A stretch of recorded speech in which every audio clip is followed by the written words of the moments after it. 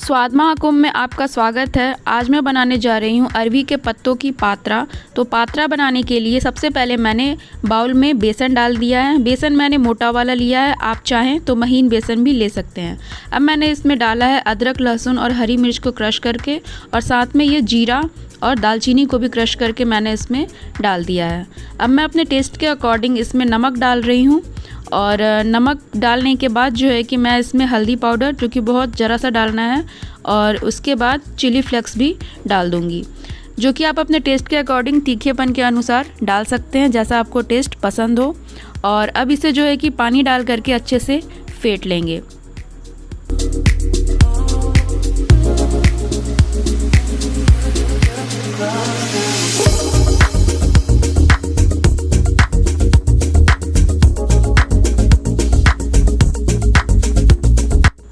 बेसन मैंने फेंट लिया है, और आप देख सकते हैं कि यह ना तो बहुत अधिक पतला है और ना ही बहुत अधिक गाढ़ा है। आप इसकी कंसिस्टेंसी देख सकते हैं कि यह देखने में किस तरह का टेक्सचर इसका बन रहा है। मैंने अपने गार्डन से अब अरवी के पत्तों को तोड़ लिया है, और तोड़ करके मैंने इसे सबसे पहले तो साफ़ कर लिया है पानी से, और देख सकते हैं कि यह देखने में कितना अच्छा दिख रहा है।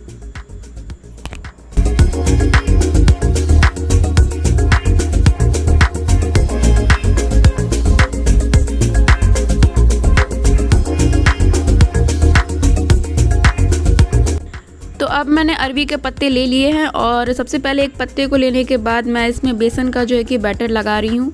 बैटर लगाते वक्त ये ध्यान देना है कि जो बैटर है वो पत्तों के किनारे पर नहीं लगाना है, क्योंकि इसे जब हमें फोल्ड करेंगे तो जितने भी बेसन एक्स्ट्रा हो जाएंगे वो बाहर की ओर निकल जाएंगे।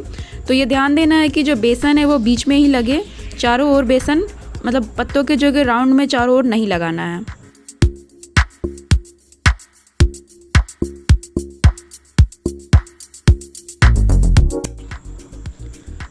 तो यहाँ एक पत्ता हमारा तैयार हो चुका है। अब मैं दूसरा पत्ता ले रही हूँ, और इस पे ध्यान देना है कि पत्ते की जो साइड आपने रखी थी, यानी कि जो जहाँ पर डंठल होता है, तो उसके जिस साइड पे पहला पत्ता था उस साइड पर दूसरे पत्ते को नहीं रखना, उसे उलट करके रखना है, जैसे कि मैंने अभी रखा है।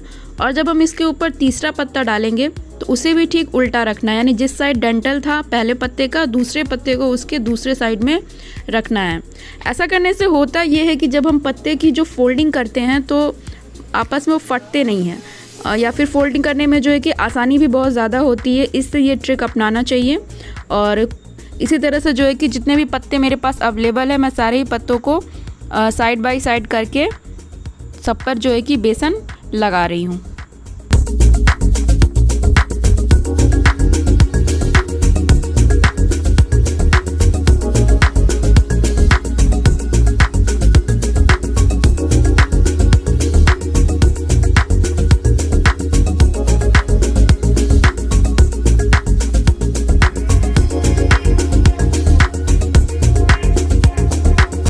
तो यहाँ अरवी के पत्तों पर मैंने बेसन लगा लिया है। अब इसे फोल्ड करके दिखाती हूँ कि इसे फ़ोल्ड कैसे करना है।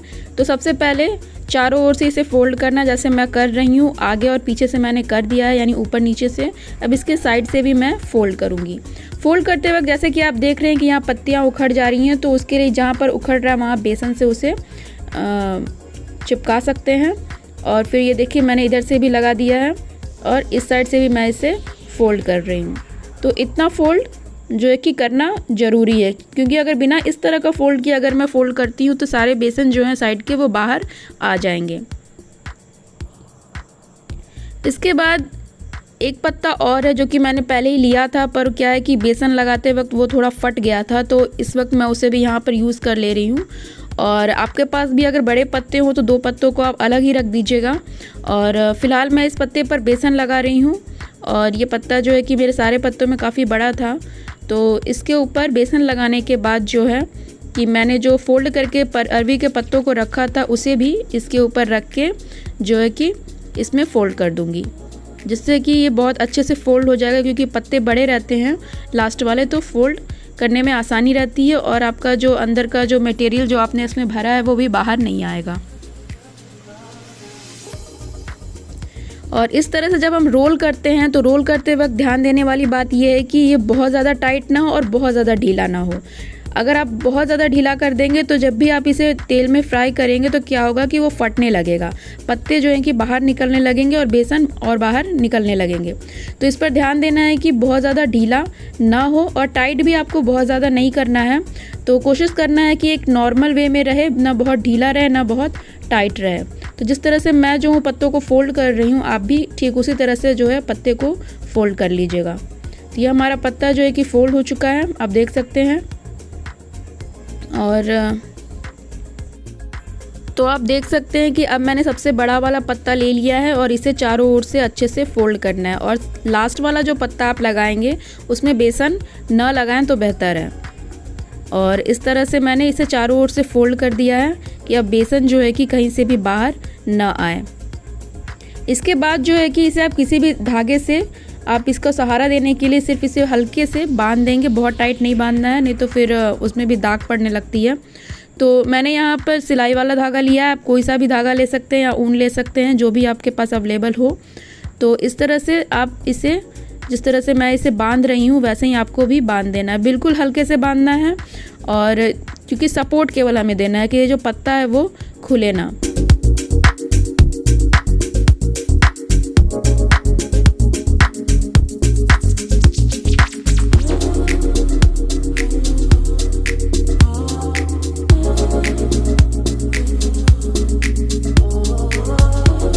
तो यहाँ पर मैंने एक कढ़ाई लिया है और कढ़ाई में मैं पानी डाल रही हूँ। अगर आपके पास स्टीमर अवेलेबल है तो आप स्टीमर का यूज़ कीजिए, क्योंकि पात्रा को है हमें सिर्फ स्टीम ही देना है और स्टीम पर भी पकाना है। तो अगर स्टीमर अवेलेबल नहीं है तो आप इस तरह भी यूज कर सकते हैं। और कढ़ाई में सबसे पहले पानी डालिए और पानी को बॉयल होने दीजिए। यहाँ पर पानी हमारा बॉयल हो चुका है और मैं इसमें डाल रही हूँ प्लेट। और प्लेट में भी पानी डाल दें, क्योंकि अगर प्लेट में पानी नहीं रहेगा तो प्लेट जो है वो तैरता रहेगा और प्लेट को हमें फ़िलहाल तैराना नहीं है, इसलिए प्लेट में मैंने पानी डाला है। और कुछ इस तरह का एक प्लेट और मेरे पास अवेलेबल था, आप देख सकते हैं जाली वाला प्लेट है, तो इस पे मैंने इसे रख दिया है। अगर आपके पास इस तरह का प्लेट नहीं है तो आप कोई भी सिंपल सा प्लेट इसमें रख सकते हैं, पर ध्यान देना है कि प्लेट पर पानी ना आए। तो इस तरह से मैंने इस पर रखा है और मैंने पात्रा इस पर डाल दिया है। अब मैंने इसे ढक दिया है और ढकने के बाद जो है कि लगभग 10 मिनट तक बॉईल करने के बाद पानी को आप देखिए कि पात्रा की स्थिति कैसी हो चुकी है। इसे चेक करने के लिए सबसे पहले मैंने इसमें चाकू डाला है और आप देख सकते हैं कि अगर ये पात्रा पक चुका होगा तो चाकू पर कुछ भी नहीं लगेगा, पर फ़िलहाल मुझे लग रहा है कि अभी 2-4 मिनट और इसे पानी में रखना पड़ेगा, क्योंकि हल्का सा जो है कि बेसन इसमें लग रहा है। तो इसे मैं 2 मिनट के लिए और भाप में पका देती हूँ।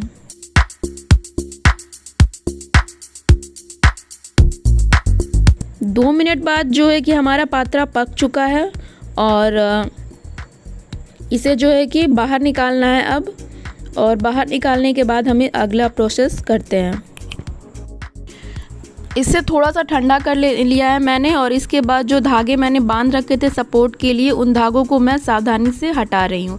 इसे ज़्यादा खींच करके नहीं हटाना है, क्योंकि पात्रा जो है वो पक चुका है और धागों की वजह से वो फट सकता है।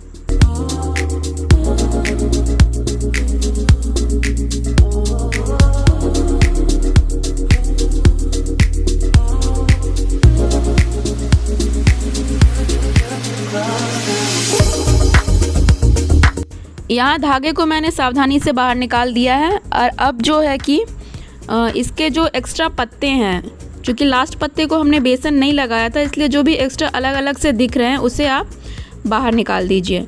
और इसे बाहर निकाला इसलिए जाता है क्योंकि जब आप इसे तेल में तलेंगे तो क्या होगा कि जो एक्स्ट्रा पत्ते हैं वो उखड़ करके बाहर की ओर खुद निकलने लगेंगे। तो ये तेल में निकलें उससे अच्छा है कि हम इसे पहले ही बाहर निकाल देते हैं।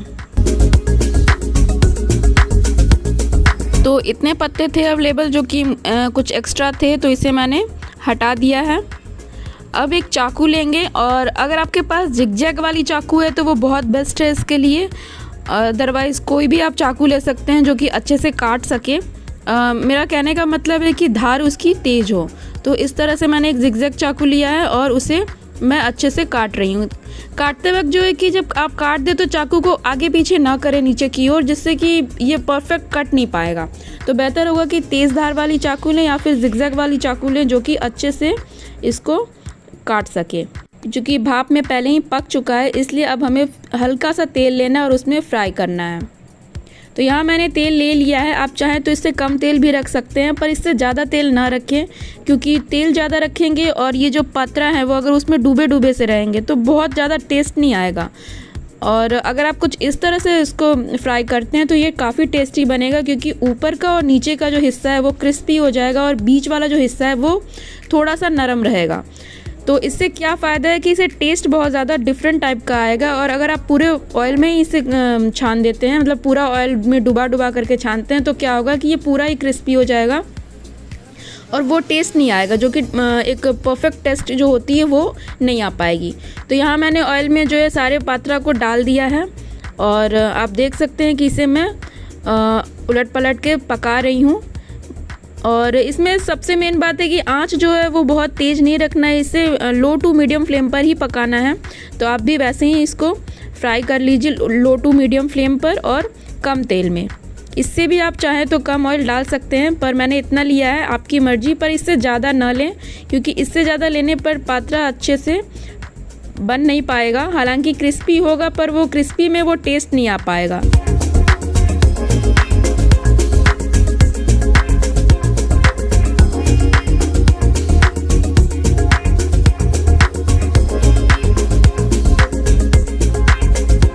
तो इस तरह से पात्रा को मैंने दोनों ओर से जो है पका लिया अच्छे से, और आप देख सकते हैं कि इसका कलर भी कितना सुंदर गोल्डन ब्राउन हो चुका है और देखने में काफ़ी खूबसूरत लग रहा है। और देखिए कि पात्रा जो है कि कहीं से भी फटा नहीं है। तो ये बांधने का प्रोसेस होता है कि जब आप पात्रा को रोल करते हैं तो उसे बहुत टाइट ना करें और ना ही बहुत हल्का करें। दोनों ही कंडीशन में जो है कि पात्रा फटने के चांसेस बहुत ज़्यादा रहते हैं। तो इसे एक नॉर्मल वे में ही फोल्ड करना है, और फोल्ड करने के बाद जो है कि एक्स्ट्रा जो पत्ते हैं वो जब भाप में पक जाता है तो उससे निकाल देना है। उसके बाद ही जो है कि इतना परफेक्ट रूप से पात्रा तैयार हो पाएगा। तो आप देखिए ये हमारा जो है कि पहला पात्रा तैयार हो चुका है और मैं इसे बाहर निकाल रही हूँ। तो इस तरह से एक एक करके सारे पात्रा को बाहर निकाल लीजिए, जो कि फ्राई हो चुका है हमारा। तो यही प्रोसेस है पात्रा बनाने का जो मैंने आपके सामने शेयर किया। तो इस तरह से मैं अब जो सारे पात्रा हैं उसे बाहर निकाल लेती हूँ। तो यहाँ पर हमारा जो है कि पात्रा रेडी हो चुका है, और आप इस पर जो है कि रोस्टेड वाइट तिल से इसे गार्निश कर सकते हैं। चाहे तो आप प्याज से भी इस पर गार्निश कर सकते हैं, पर फ़िलहाल मैंने रोस्टेड वाइट तिल लिया हुआ है, और सफ़ेद तिल की सहायता से आप इस पर अच्छे से गार्निशिंग कर सकते हैं, या फिर आप बिना गार्निशिंग के भी खाएं, आपकी मर्जी, आपका टेस्ट। और ये देख सकते हैं कितना खूबसूरत लग रहा है देखने में। और यह एक परफेक्ट अरवी के पत्तों का पात्रा जो है कि तैयार हो चुका है। अगर रेसिपी आपको पसंद आई हो तो वीडियो को लाइक कर दीजिएगा, और हमारे साथ बने रहने के लिए चैनल को सब्सक्राइब कर दीजिएगा।